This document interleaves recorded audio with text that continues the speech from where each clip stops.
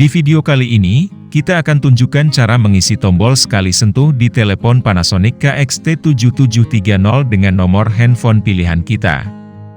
Dan sebagai contoh kita isikan di tombol paling atas atau tombol 12.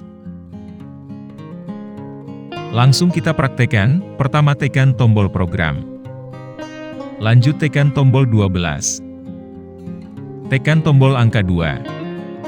Tekan tombol angka 9 untuk ambil line otomatis. Kemudian masukkan nomor handphone yang akan kita simpan di tombol 12. Akhiri dengan menekan tombol auto dial.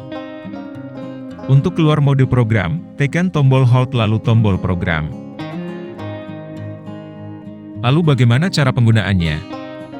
Angkat handset kemudian tekan tombol memori 12, atau bisa juga tekan tombol SP phone diikuti tombol memori 12. Cara menghapus tombol memori. Kita bisa menghapus atau mengganti nomor handphone di tombol memori 12 dengan nomor yang baru.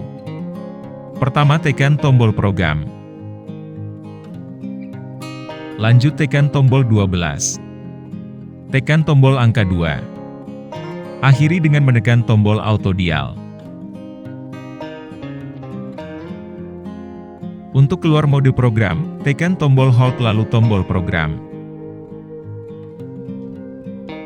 Nomor handphone yang tadi telah kita simpan kini sudah terhapus, silahkan dicoba untuk tombol memori yang lain.